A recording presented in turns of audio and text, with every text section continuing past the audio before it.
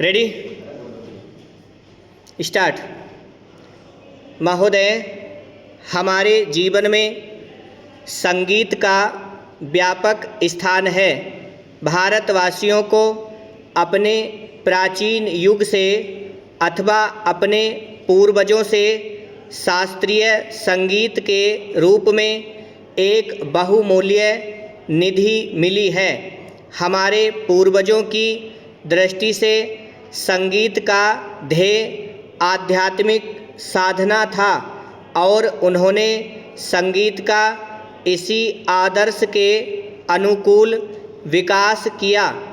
हम कह सकते हैं कि हमारे देश में यह काल पूर्णता के शिखर पर पहुंच चुकी थी।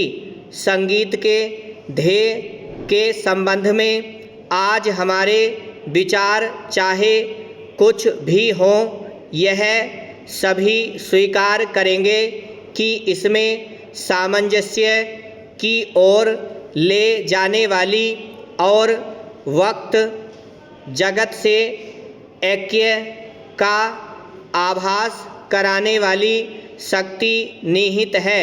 संगीत के वातावरण में ही नहीं बल्कि श्रोताओं और गायकों के मन में भी सामंजस्य की उत्पत्ति होती है।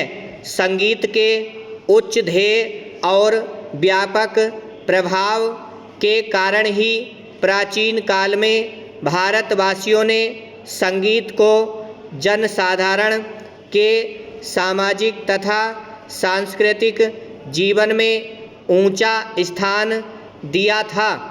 शायद ही कोई ऐसा भारतीय त्योहार या उत्सव हो जिसमें संगीत का आयोजन न होता हो। संगीत जन्म से मृत्यु पर्यंत हमारे साथ रहता है। हमारे सभी रीति रिवाजों में इसका कुछ न कुछ स्थान है।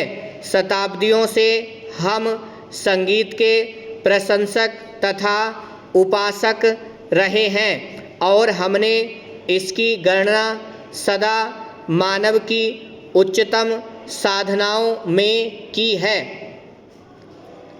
काल के प्रभाव से हम लोगों की रुचि में काफ़ी परिवर्तन हुआ, परंतु शास्त्रीय संगीत उसी प्रकार बना रहा और उसमें कोई विशेष और मौलिक परिवर्तन नहीं हुआ।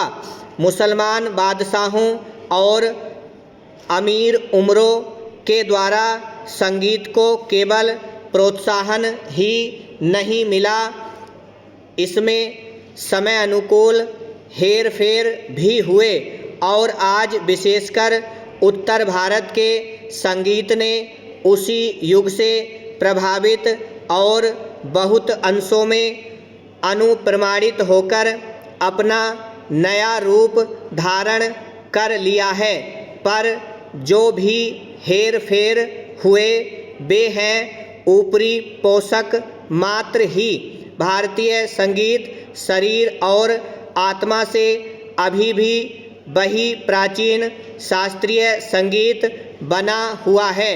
ऐसी आशा की जाती है कि इसमें अभी भी इतनी शक्ति है कि यह अपने को एक बार फिर आधुनिक वातावरण के अनुकूल बना लेगा। प्राचीन संगीत कला भारतीय रजवाड़ों के दरवाज़ों में उनके आश्रय से पनपती रही।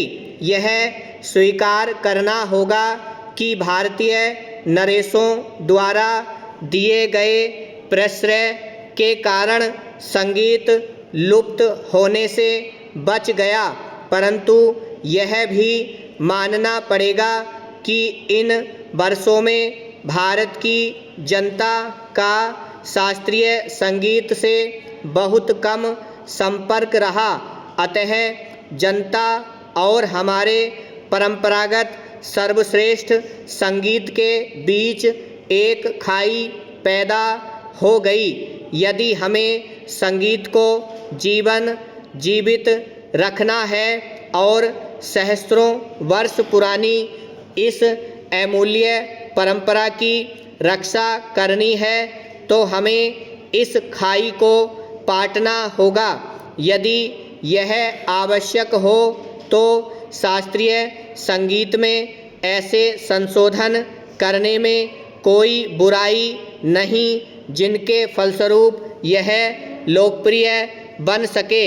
इसके साथ ही जनसाधारण को भी शिक्षित करने की आवश्यकता है जिससे उनकी रुचि अधिक परिष्कृत हो सके और वे शास्त्रीय संगीत का आनंद उठा सकें। भारत गणराज्य में नरेशों अथवा रजवाड़ों का अच्छा स्थान है। ब्रह्म।